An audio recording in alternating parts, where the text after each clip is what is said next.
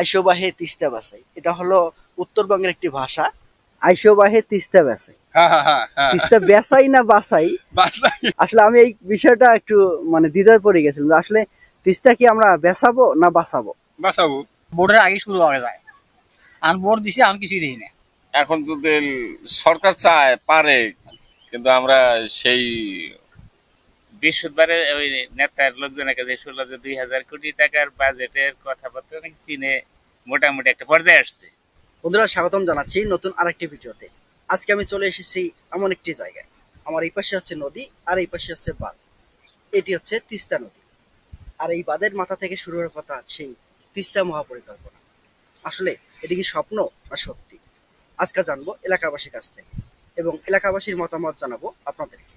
যতদূর চোখ যাচ্ছে শুধু চর আর চর। দেখুন কত বড় একটি চর, আর এই চরের মাথায় রয়েছে সেই নদী, যে নদীটির নাম হচ্ছে তিস্তা নদী। আজকে আমি চলে এসেছি সেই তিস্তার পাড়ে, যেখান থেকে শুরু হওয়ার কথা তিস্তা মহাপরিকল্পনা। আজকে আপনাদেরকে জানাবো এই তিস্তা পাড়ে মানুষের মতামত, আসলেই তারা কি চিন্তা করে এবং কি ভাবে। আসলেই কি এখানেই তিস্তা মহাপরিকল্পনা শুরু হবে এখান থেকে? ওই বন্ধুর কয় বন্ধু শেষ, আর কোনো কাজ কাম নাই আর শেষ। মানে কয় যে বাদ নদী খুরমো, ইলেকশন এলে নদী খুরমো, ওটা করবো ওটা করবো, কিছুই নেই, সব মিশায় জায়গা।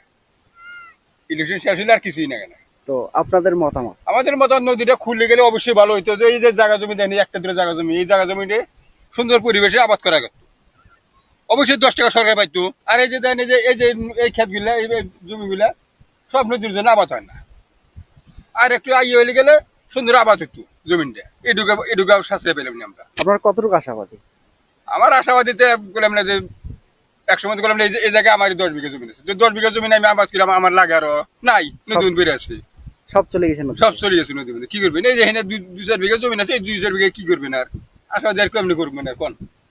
আচ্ছা, এখান থেকে আমরা তো জানতাম যে এখান থেকে শুরু হওয়ার কথা সেই তিস্তা মহাপরিকল্পনা, কিন্তু এখান থেকে শুরু হওয়ার কথা, কিন্তু এখন এখানে বালুচর পড়ে আছে।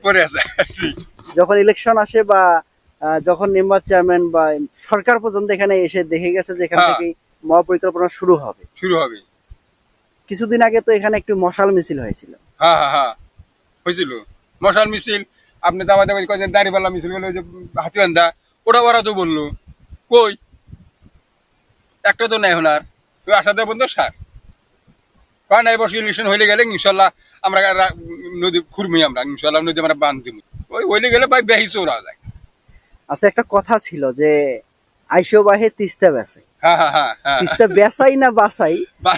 আসলে আমি এই বিষয়টা একটু মানে দ্বিধায় পড়ে গেছিলাম। আসলে তিস্তা কি আমরা বেসাবো না বাসাবো? বাঁচাবো। কিন্তু কথাটা ছিল আইসো বাহে তিস্তা বাসাই, কিন্তু বর্তমানে কি তিস্তা বাসাইতেছে না বিক্রি করছে? বিক্রি করছে তিস্তা, বাঙ্গু কুদির বাঙ্গু ইলেকশন তো পাস করছি। এই তিস্তা পারে মানুষের মতামত একটু অন্যরকম। এখানে এক সময় রাজনীতিবিদরা এসে বলতো যে আইসো বাহে তিস্তা বাসাই, এটা হলো উত্তরবঙ্গের একটি ভাষা, যে আইসো বাহে তিস্তা বাসাই। আসলেই এই আইসো বাহে তিস্তা বাসাই বলতে সকলকে এখানে এসে তিস্তা বাঁচার পরিকল্পনার একটা বাস্তব পরিকল্পনা ছিল। সেই পরিকল্পনাটি কিভাবে যে বিলীন হয়ে গেল তা কেউ জানে না। আসলে এটি রাজনীতি না অন্য কিছু, এই বিষয়গুলো নিয়ে কথা বলা আসলেই আমার ঠিক না। তারপরে বলছি, কারণ আমরা হলাম সেই তিস্তাপাড়ের মানুষ। তিস্তাপাড়ের মানুষের দুঃখ তুলে ধরাই আমাদের কাজ। বন্ধুরা, আরো দেখতে থাকুন, আরো অনেক কিছু জানতে পারবেন এই তিস্তাপাড়ের মানুষের মুখের ভাষায়। হয় না যে কি কারণে তো কথা হইলে শত শত শত শত কোটি কোটি জমি মারে, আর কোটি কোটি মানুষের শান্তি হবে, কিন্তু হয় না তো। এখন এটা কি কারণে যে হয় না সেটা তো আমরা বুঝতে পারতেছি। যদি কত জমি পড়ে হয়েছে, এই জমিগুলো যদি ফসল হয় দেশে কত উন্নত হয়, কিন্তু জমিগুলো ফসল নাই, অভাব দেশে ফুরায় না। কোটি কোটি জমি পড়ে, এই জমিগুলো কোটি কোটি জমি পড়বে, এত জমির মধ্যে পড়ে হয়েছে, খালি বান্দা হইলেই হয় না, হয় না। বন্ধুরা, দেখেন যে এই হচ্ছে সেই তিস্তার কিনার, যেখান থেকে সেই তিস্তা মহাপরিকল্পনার কাজ শুরু হওয়ার কথা। আমি সেখান দিয়ে হেঁটে যাচ্ছি। দেখুন, আমার এই সাইডে হচ্ছে সেই তিস্তা নদী, যে নদীটির পানি বর্তমানে এই থরে থরে উঠছে। এক সময় এই জায়গাটা হবে ভরপুর নদী। বর্তমানে আমি এখান দিয়ে হেঁটে যাচ্ছি, কিন্তু কিছুদিন পরে আর এখান দিয়ে হেঁটে যেতে পারবো না, কারণ এখানে হয়ে যাবে সেই বিশাল নদী। আর এই নদী, এই যে দেখছেন আপনারা যে ফসলি জমিগুলো রয়েছে, এই জমিগুলো কি থাকবে? আপনাদের কি মনে হয় যে এই জমিগুলো থাকবে? এই জমিগুলো থাকবে না। এই জমিগুলো দিয়ে একদম নদী চলে যাবে। যখন এই তিস্তা মহাপরিকল্পনা কাজটি হতো এখান থেকে, তখন এই জমিগুলো একদম সব ভালোই থাকতো। এখন যখন নেতা আসে তখন তো এলাকার মানুষ ডাক দেয় সবাই যে আমরা নেতার সাথে সাথে নেতার থেকে তো আমাদের দাবি বেশি, নেতার থেকে আমাদের দাবি অনেক বেশি, কিন্তু সেটা তার মনে করেন যে আমরা ওই সরকারকে বুঝাইতে পারবো না, এটা তো বুঝাইতে পারবে নেতা। তারপরে আমরা তো সাধারণ মানুষ, আমরা তো তো বেশি। আমি আশাবাদী বুঝছেন, আমাদের নেতা যদি আল্লাহ হায়াত বাড়াইক, যদি ওনার হায়াতে কুলায়, দোয়া করি ওনার জন্য, উনি বাইসে থাকলে কাজটা হবে, এটা আমি 100% বিশ্বাসী। এরপরে মে মাস, এই যে সামনে যে মে মাস আসতেছে, মে হ্যাঁ। মাসে কাজ শুরু হওয়ার কথা। না আসলে কি আপনারা কতটুকু আশাবাদী যে মে মাসে কাজ শুরু আর হবে? আমি তো লালমনিরহাটে মনে করেন যে গত বৃহস্পতিবারে ওই নেতার লোকজনের কাছে শুনলো যে 2000 কোটি টাকার বাজেটের কথাবার্তা নাকি চীনে মোটামুটি একটা পর্যায়ে আসছে।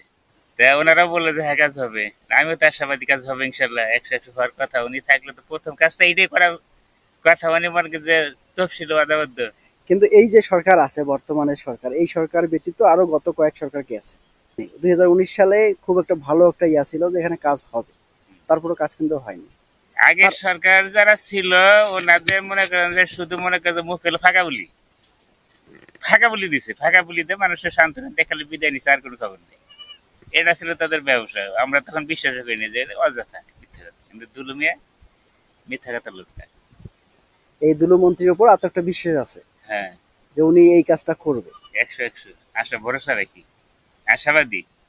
উনি না করলে আর হবে না। বন্ধুরা, বর্তমানে আমি দাঁড়িয়ে আছি সেই বাঁধের মাথায়। আর এই বাঁধের মাথায় কিছু বাড়িঘর দেখুন, এখান থেকে কিছু বাড়িঘর দেখা যাচ্ছে, যে বাড়িঘরগুলো একদম নদীর কিনারে। এই যে বাড়িঘরগুলো দেখছেন, সব বাড়িঘরগুলো একদম নদীর কিনারে। এই যে নদী, আর এই নদীর কিনারে হচ্ছে সেই বাড়িঘরগুলো। তারা কিভাবে এখানে বসবাস করে আসলেই খুব কষ্টদায়ক। বোর্ডের আগে শুরু হয়ে যায়। আর বোর্ড দিছে, আমি কিছুই দেখি না, বন্ধ হয়ে গেছে। ওরা এখন কোনো সুরই নেই, কেন এখন কোনো সুর নেই যে কাজ হবে না হবে, আর কোনো কিছুই নেই। তারপর আপনারা কতটুকু আশাবাদী? আমরা তো কোনো কাজটা ভাবছিলাম যে কাজটা হলে গেলে আমরা হয়তো হাজার হাজার জমি উঠবো, আমরা আমরা 10 বাইরে একটু। আচ্ছা, আপনাদের জমি কি আগে ওই নদীর মাঝখানে ছিল না কোন দিকে ছিল? জমি মাঝখানে ছিল, এদিকে ছিল মাঝখানে বেশি। 2019 সাল থেকে যেহেতু কাজ শুরু হওয়ার কথা, 2019 সাল চলে গেল, এখন বর্তমানে হচ্ছে 2026 সাল। তারপর আপনারা কতটুকু আশাবাদী যে আপনারা যে 2026 সালে কাজ শুরু হবে কি না? আগে আশাবাদী ছিল যে 2026 সালে কাজ হবেই, কিন্তু এখন দেখে যে হয় না, সেটা কিন্তু আর পরিকল্পনা দেখি নাই। মানে বর্তমান যে সরকার আছে বা বর্তমান যে এই এলাকার মন্ত্রী আছে, হ্যাঁ। তাদের উপর আত্মবিশ্বাস নাই। কত পাওয়ার কিছু এখন দিহি যদি গেলা মনে করেন যে সাপোজ হয়তো কইতেছে যে কেবল আমরা হইলাম, এখনো তো আমরা কোনো কাজ বাজ কোনো করি নি, কে এরকম ধরনের কয় আর কি আর শুনতেছি যে মে মাসে, সামনে মে মাস থেকেই কাজ শুরু হওয়ার কথা। কথা। এইবারে মাথায় থেকে অথবা মনে করেন আগে বলছিল যে একবার একে নদী খরণ নেবো, নদী খরণের কথা কইছিল। হ্যাঁ, একবার দুলুমন্ত্রী এসে ওখানে ই দিল, আমরা নদীকরণ করে দেবো, হ্যান করবো ত্যান করবো।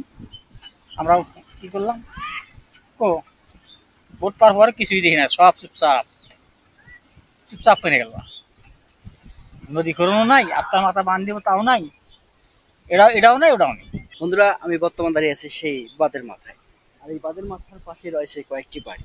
কি একটা অবস্থা এখানকার! আসলে এই বাঁধটি শেষ, এরপরে শুরু নদী, নদীর পরে শুরু একদম নদী চলে গেছে। আর সেই নদীর বুকে দেখুন কি সাহস নিয়ে তারা বসবাস করছে এখানে। মানে আমাদের এই তিস্তা যে আছে, এই তিস্তার দুই পাশে বাঁধ হবে এবং মাঝখানে একটি বিশাল তিস্তার দ্বীপ হবে। ডিপ হবে, হ্যাঁ। এবং দ্বীপের এই যে বাঁধের দুই পাশেই বড় বড় কলকারখানা তৈরি হবে, এমন একটা আশ্বাস দিচ্ছে। আশ্বাস দিছিল।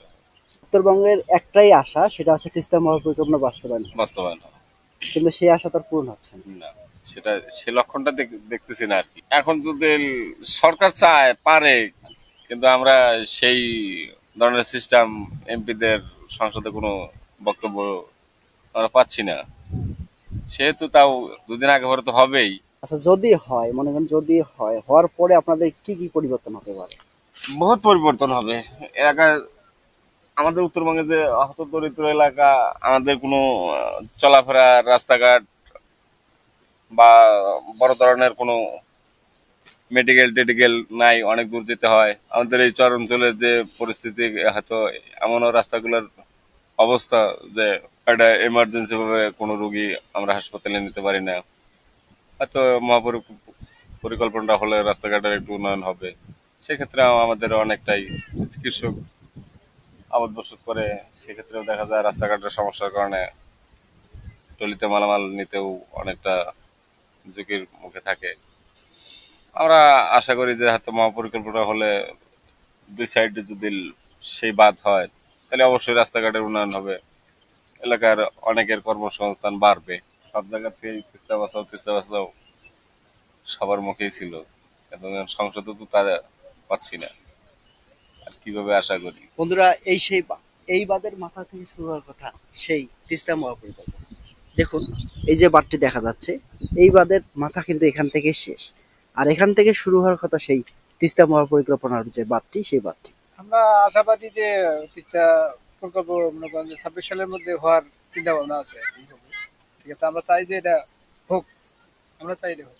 মানে দ্রুত হোক। হ্যাঁ, দ্রুত। বন্ধুরা, এতক্ষণ ধরে আপনারা সেই তিস্তা পারে মানুষের মতামত জানলেন। এই তিস্তা পারে মানুষের একটাই চাওয়া, সেটি হচ্ছে তিস্তা মহাপরিকল্পনা বাস্তবায়ন। এই ভিডিওটি যদি আপনাদের ভালো লেগে থাকে, তাহলে অবশ্যই অবশ্যই আমার চ্যানেলটি সাবস্ক্রাইব করে পাশে থাকবেন এবং পাশে থাকা বেল আইকন বাটনটি অন করে রাখবেন। ভালো থাকবেন, সুস্থ থাকবেন। আল্লাহ হাফেজ। দেখা হবে পরবর্তী কোনো নতুন ভিডিও।